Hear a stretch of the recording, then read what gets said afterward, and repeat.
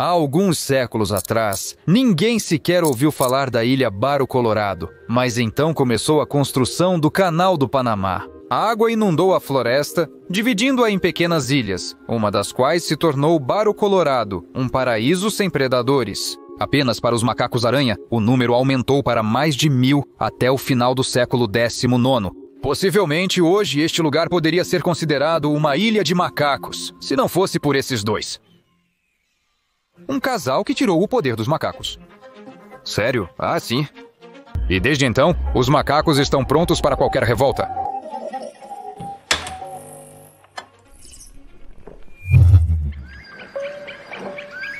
Aqui está a visão que ainda assombra a ilha animal de Barro Colorado em pesadelos. Um dia, os cientistas decidiram trazer para cá 2 arpias sul-americanas, enormes aves que caçam nas florestas. São predadores terríveis com garras gigantes, bicos poderosos e um menu muito variado.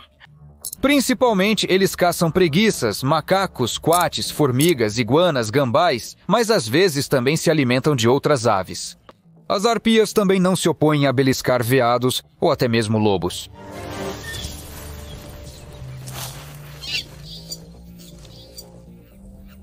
E de repente, os cientistas decidiram adicionar 2 dessas aves a uma ilha onde não restavam grandes predadores.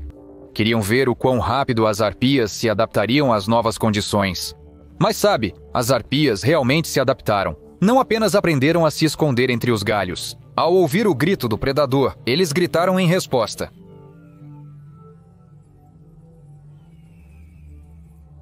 As fêmeas adultas e os machos com filhotes se retiraram para os arbustos densos, enquanto os machos adultos se afastavam mais do grupo e gritavam muito alto. Como se quisessem dizer: se você atacar, vamos contar a toda a ilha o que aconteceu no verão passado, ou algo assim. Mas os gritos funcionaram. Toda vez que as vítimas mantinham a calma, a árpia ou desistia do ataque ou mudava para outro alvo.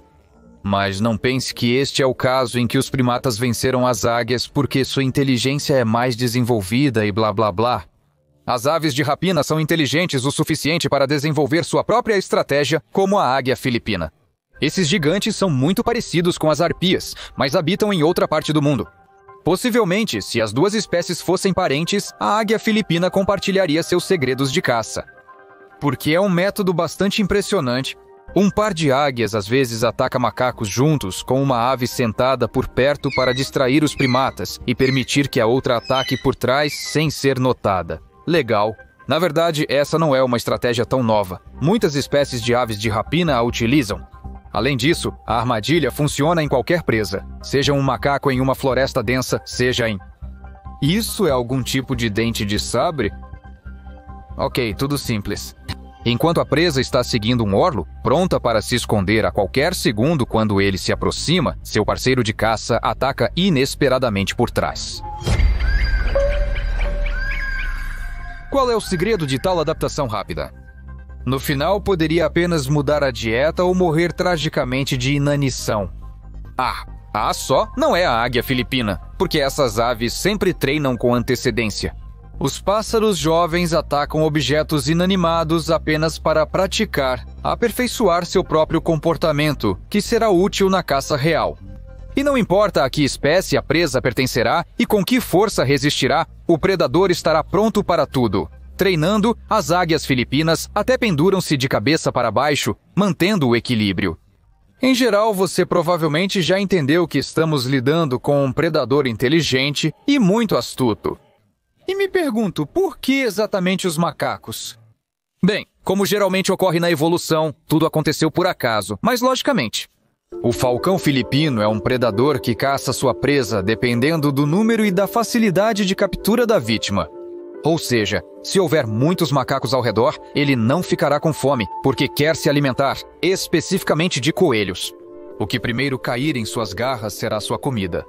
Para se adaptar à caça na floresta, o animal desenvolveu patas longas e teve seu tamanho reduzido significativamente. As asas dizem, para o seu peso e tamanho, as mesmas águias filipinas poderiam ter asas ainda maiores, mas elas simplesmente se enroscariam nos galhos, atrapalhando o voo. E a propósito, quando eu disse que as garras dessas aves são simplesmente enormes, eu não estava brincando. O comprimento delas pode chegar a 30 centímetros e ultrapassar o comprimento das garras de um urso pardo. Sabe, se houvesse uma luta entre um urso pardo e uma águia filipina, eu teria que pensar bem em quem apostar. E não ficaria surpreso se nada pudesse salvar o urso pardo. A única coisa que ajuda os coiotes é a sua capacidade de uivar a uma distância de cerca de 5 quilômetros. Mas como as outras vítimas de aves de rapina podem sobreviver, criar ligações vocais, buscar refúgio isolado ainda não alcançado? Cientistas? Os gibões inventaram algo mais interessante. Eles se defendem com a ajuda de canções.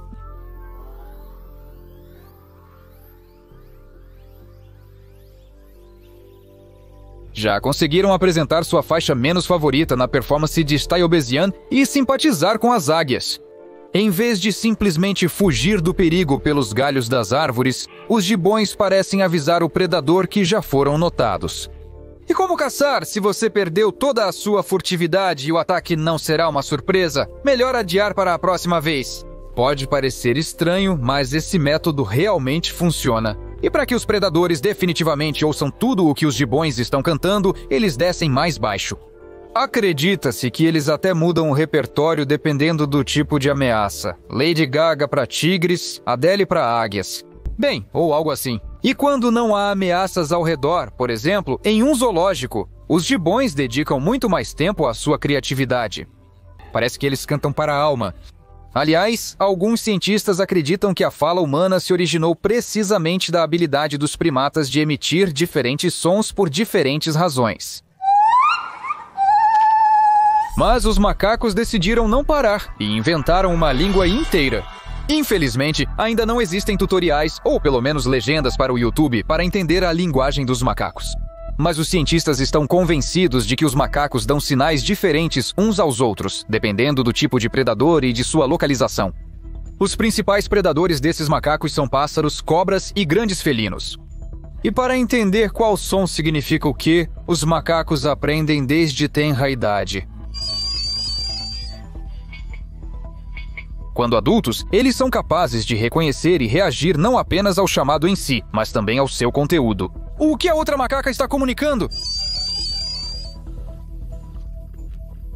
Sim, nem sempre. Acha que a cobra quer nos comer. Acredita-se que os macacos vervet têm até 30 diferentes sinais de alarme, dependendo do predador, sua localização e uma série de outros fatores que valem a pena alertar os companheiros.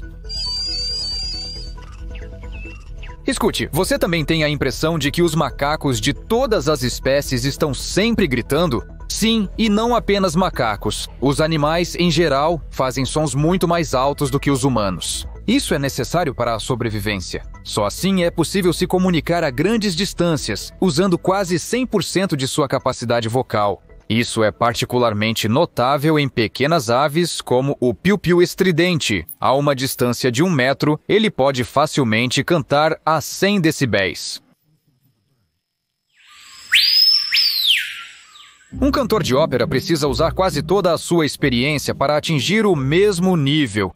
Quanto menor o animal, possivelmente mais alto ele é. Então é compreensível porque os cães pequenos latem como se estivessem enlouquecendo.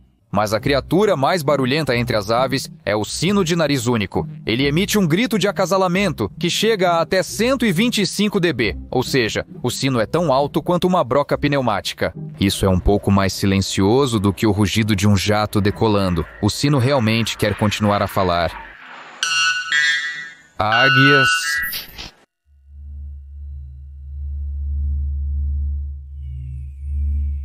As águias costumam estar no topo da cadeia alimentar. Elas são tão fortes que quase ninguém pode lidar com elas. Mas há uma criatura, e ela está no quadro agora mesmo. Você a vê?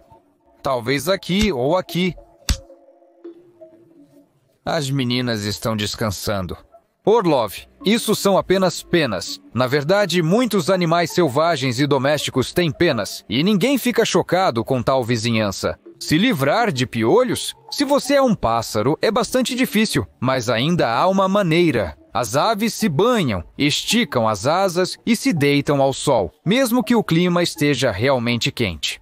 Algumas espécies fazem isso para se aquecer depois da noite ou secar as penas, mas ao mesmo tempo a luz solar ajuda a se livrar dos parasitas que vivem na pele e nas penas. Mesmo 10 minutos de banhos de sol aquecem as penas o suficiente para matar os piolhos. E se ficar ao sol por mais tempo?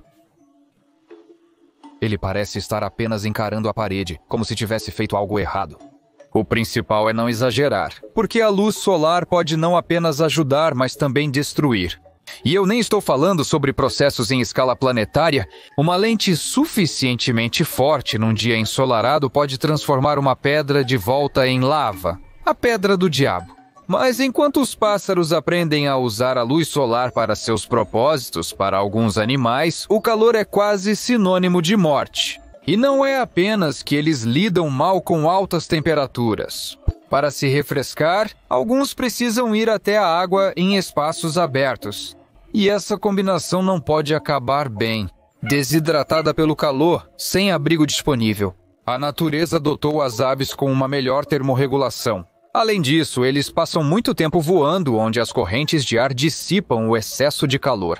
Claro, eu não estou dizendo que cada águia pode, como Fox, renascer das cinzas. Mas, entre outras coisas, ele foi desenhado especificamente com a harpia sul-americana. Agora, vamos voltar à ilha de Barra Colorado do início do vídeo. Agora, nada mais ameaça o refúgio lá. Mas até que ponto isso é bom? Claro, é bom quando você não precisa estar constantemente gritando para não ser comido. E ainda assim, às vezes, condições muito confortáveis podem levar à extinção. A ave dodo vivia apenas na ilha de Maurício, e lá ela não tinha nada a temer. Sem predadores sérios, uma vida paradisíaca, e então as pessoas chegaram a Maurício. A ausência de medo deles e a incapacidade de voar tornaram o dodo uma presa fácil. Junto com as pessoas vieram os animais domésticos. Como resultado, os dodos simplesmente não resistiram à competição. Sim, isso pode parecer absurdo, mas os predadores salvam os animais da morte. Nos veremos.